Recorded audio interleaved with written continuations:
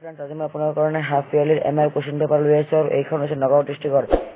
আৰু মই আগতে বহুতকেইটা ৰুটিন আপলোড কৰিছোঁ বহুতকেইটা ডিষ্ট্ৰিক্টৰ হাফ ইয়াৰলিৰ। যদি আপোনালোকে এইটো চোৱা নাই, আপোনালোকে মোৰ চেনেলৰ নামটোত ক্লিক কৰি আপোনালোকে চাব পাৰিব। গতিকে ভিডিঅ'টো ষ্টাৰ্ট কৰি ইয়াত প্ৰথম যিটো দিয়া আছে তলৰ যিকোনো তিনিটা প্ৰশ্নৰ উত্তৰ দিয়া। ৰ'দ নপৰা, চেঁচা আৰু জেকা ঠাই কি বোলে তিনিটা লিখিব দিছে। আপোনালোকে লিখিব ডেম দেউকা, ভাৰতীয় সংস্কৃতিৰ প্ৰাণ বিক্ৰম বৰ্জনতকৈ ভাৰতীয় সংস্কৃতিৰ প্ৰাণ।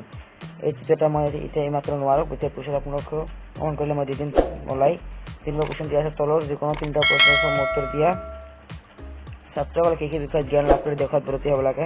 আপোনালোকে জ্ঞান কৰি অৰ্থকাৰী কাৰ্যকৰী বিষয়ত জ্ঞান লাভ কৰি দেশত ভৰ্তি হ'ব লাগে। অজন্তা চিৰিয়ত কি ভাৱ বস্তু প্ৰকাশ পাইছে? অজন্তা চিৰিয়ত ধনীয়া জীৱন আৰু সমীয়া জীৱন দুটা ভাৱ বস্তু প্ৰকাশ পাইছে। লিখকৰ ছাত্ৰজনে প্ৰকৃতিৰ উন্নতি কৰা মানে কিহৰ উন্নতি কৰা? আপোনালোকে লিখি ল'ব দেশৰ উন্নতি কৰা। সভ্যতা আৰু সংস্কৃতি শব্দৰ পাৰ্থক্য কি? এইটো বহুত ডাঙৰ, গতিকে মই লিখি আপোনালোক দি দিম। দিয়া আছে তলৰ যিকোনো এটা প্ৰশ্নৰ উত্তৰ দিয়া, দুটা দিয়া আছে। লিখকে আমাৰ বৰ্তমান শিক্ষা কামৰ শিক্ষা নহয় বুলি কিয় কৈছে বুজাই লিখা। মোগল ৰাণা বাবৰৰ আমলত ভাৰতৰ প্ৰৱেশ কৰা চিত্ৰকলাৰ নতুন ঠাইতে কেনে আছিল লিখা। দুটা কুৱেশ্যন আছে। তাৰপিছত তলৰ যিকোনো দুটা প্ৰশ্নৰ উত্তৰ লিখা। উত্তৰ ভাৰত আৰু দক্ষিণাত্যৰ ভাস্কৰ্যৰ এটা তুলনামূলক বিৱৰণ দাঙি ধৰা। এইটো হৈছে ক নম্বৰ কুৱেশ্যন এইটো।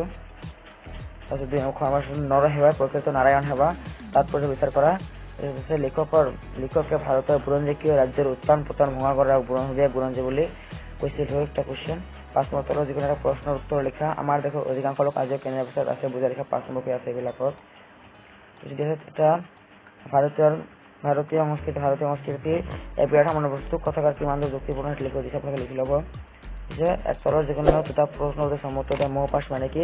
মৌ পাছ মানে হৈছে মায়েৰ বান্ধন। জিকিৰ শব্দটো কিহৰ পৰা ওলাইছে? জিকিৰ শব্দটো আৰবী শব্দ জিকৰৰ পৰা ওলাইছে। তোমাৰ পাঠ্যপুথিৰ অন্তত বৰগীতটি কি ৰাগৰ? বসন্ত ৰাগৰ। ব্ৰজেলা লেখাটো কাক বোলে? আপোনালোকে লিখিব। ইয়াৰ মূল ভেটি হৈছে মৈথিলী। আজান ফকীৰৰ এটা সময় পৰিচয় দিয়া, আপোনালোকে লিখি ল'ব। মাজত দেশৰ বৈচিত্ৰ্য যিখন ঝুমুৰাৰ নাম লিখা। চোৰ দ্বাৰা পিম্পৰা বস্তু আপোনালোকে লিখি ল'ব। মক্কাৰ দ্বাৰা সাহায্যে মাৰি তুলি যেনে হালে হলত তুলিকাৰ টপালি নাইবা বৰগীতৰ তিনিটা লক্ষণ লিখা লিখিল আছে কিতাপত। তলৰ যিকোনো ব্যাখ্যা কৰা। তোমাৰ চৰণ দুই মোৰ মহাদন, ভকত জনেৰ নিজ তুমি সজীৱ। মই কুৱেশ্যনটো কৈয়ে দিলোঁ। যদি আছে পানী মৰে পিয়াসত, অগ্নি মৰে জাৰত, আপোনালোকে লিখি ল'ব। এইটো ক্ষুধাৰত লুকাই আছে মুমিনৰ তাৰত। তলৰ যিকোনো এটা কবিতাৰ মনোভাৱ লিখা। এটা আছে বৰগীত আৰু এটা আছে জিকিৰ। দুটা কবিতা আছে, আপোনাৰ যিটো পায় সেইটো লিখিব। তলৰ যিকোনো 5টা প্ৰশ্নৰ উত্তৰ লিখা। তলৰ যিকোনো দুটা দেশ বাক্য সমাসৰ নাম লিখা। দমাহী দুটা মাহৰ সমাহাৰ। চক্ৰপাণী চক্ৰাচপাণী দুটা লিখিব দিছে, আপোনালোকে লিখি ল'ব। তলৰ যিকোনো দুটা শব্দৰ সন্ধি ভাঙা। সমাগ্নি হোম যোগ অগ্নি সমাগ্নি অন্বেষণ। মিশ্ৰ বাক্য কাক বোলে? এটা উদাহৰণ দিয়া। তলৰ যিকোনো দুটা শব্দৰ ন বাস্য হোৱা কাৰণ কি? ৰামায়ণ কষ্ট তৃণ যথেষ্ট জ্যোতিষীন বহুৱা। শিক্ষকে সুধিলে তুমি কালি বিদ্যালয়লৈ কিয় নাহিলা? এইটো লিখি ল'ব। তলৰ যিকোনো দুটাৰ অৰ্থ হোৱাকৈ বাক্য ৰচনা কৰা। গাই বাইচা চকু চৰহা। তলৰ যিকোনো এটা প্ৰশ্নৰ উত্তৰ দিয়া। ভাৱ বিশ্লেষণ কৰা। সম্প্ৰসাৰণ। তোৰ গলে বুদ্ধি বৰষুণ গলে জাপি। শাৰীৰিক অসুস্থতাৰ বাবে তুমি স্কুললৈ আহিব নাছিলা পোৱা নাছিলা, তাৰপৰা ছুটি বিচাৰি এখন পুতানিকসকলে এখন আবেদন প্ৰস্তুত কৰা। এইটো আছে তোমাৰ অঞ্চলৰ বাট পথ দলং আদি নষ্ট হোৱাত সেইবোৰৰ বাবে প্ৰতিবেদন লিখিব দিছে। তাৰপিছত তলত দিয়া যিকোনো এটা বিষয়ৰ ওপৰত ৰচনা লিখা। তোমাৰ প্ৰিয় গ্ৰন্থটো বহুত ইম্পৰ্টেণ্ট হয়, আপোনালোকে লিখি ল'ব, বহুত ইম্পৰ্টেণ্ট এইটো। তাৰপিছত পৰিৱেশ প্ৰদূষণ আৰু অসমৰ কৃষি শিল্প। এইটো 2023 চনত ইম্পৰ্টেণ্ট আছে। অসমৰ তোমাৰ প্ৰিয় গ্ৰন্থ এইটো। সেইটো বৈচিত্ৰময় অসম নামৰ দ্ৰুত পাঠৰ পৰা তোমাৰ পাঠৰ অন্তৰ্গত অসমৰ যিকোনো এটা জনগোষ্ঠীৰ বিষয়ে তোমাৰ পৰিচিত। এইটো আছে 2।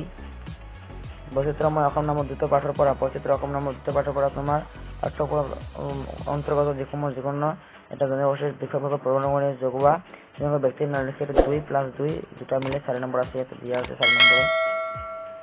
তলৰ দিয়া যিকোনো এইটো হৈছে খ বিভাগ। এইটো তলত দিয়া যিকোনো দুটা প্ৰশ্নৰ উত্তৰ দিয়ে। নাকাৰজন কোন? আজীৱিকা কলাবিদ্যা কিমানটি? মই আজীৱিকা কলাবিদ্যা 64 বিধ। সংস্কৃত ভাষাৰ প্ৰথম ব্যাকৰণ প্ৰণেতা কোন আছিল? তলৰ যিকোনো দুটা প্ৰশ্নৰ উত্তৰ দিয়া। তক্ৰিয়ালে কোন দেশৰ চিত্ৰ আছিল? পাৰস্য দেশৰ পৰা চীন দেশৰ পৰা লিখি ল'ব। তেনেকুৱা পৰিচয় দিয়া। কোনখন বিশ্ববিদ্যালয় কাৰ দিনত? বিক্ৰমদন্তপুৰ বিশ্ববিদ্যালয়। আজিকালি শিক্ষাৰ লগত প্ৰাচীন ভাৰতৰ শিক্ষাৰ মূল পাৰ্থক্য কি? লিখি ল'ব। নালন্দা বিশ্ববিদ্যালয়ৰ বিষয়ে টকা লিখা। তলৰ যিকোনো এটা প্ৰশ্নৰ উত্তৰ দিয়া। মই এতিয়া 19, 20 আৰু আছে যিকেইটা এইকেইটা তাৰমানে এইকেইটা হৈছে আমাৰ চিলেবাছ নাই, কিন্তু ইয়াত কটাটো ভুল হৈছে। এইটো হাফিলে চিলেবাছ নাই। তলৰ যিকোনো দুটা প্ৰশ্নৰ উত্তৰ দিয়া। এইটো নাই। কানাড়া চৌধুৰীৰ কাকবাজি নামক যিটো আছে সেইটো নাই। ইয়াৰ অৰ্থ কি? কানাড়া চৌধুৰী কি কাকবাজি বুলি কাক কৈছে? মোহৰ মুখত লাজ লাগে বৰ তোৰ গুণ কখন তাৰমানে এইবিলাক আছে হাফে সিলেকশ্যন এইবিলাক আছে এনুৱেলত লাগিব আমাৰ এনুৱেলৰ কাৰণে এইবিলাক লাগিব এইবিলাক হাফ ইয়াৰলি কাৰণে নালাগে এনুৱেল কৃষ্ণৰ বিভিন্ন সময়ত কি অৱস্থা ধাৰণ কৰি কোনে কি কাৰ্য সাধন কৰিছিল লিখা তাৰপিছত দিয়া আছে তলৰ যিকোনো তিনিটা শব্দৰ আধুনিক ৰূপ লিখা ভাৰিলে দীঘতীয়া শাসন বা পুহাইৰ তাৰপিছত 23 নম্বৰ তলৰ যিকোনো চাৰিটা বাক্যৰ শুদ্ধকৈ লিখা তুমি বজাৰ যাবানে এতিয়া সময় 2টা বাজিছে সভাখন গাম্ভীৰ্য হৈছিল গতিকে আপোনাৰ ভিডিঅ'টো কেনেকুৱা লাগিলে ভিডিঅ'টো ভাল লাগিলে লাইক কৰিব আৰু চেনেলটো প্ৰথমবাৰ হ'লে সাবস্ক্ৰাইব কৰিব থেংক ইউ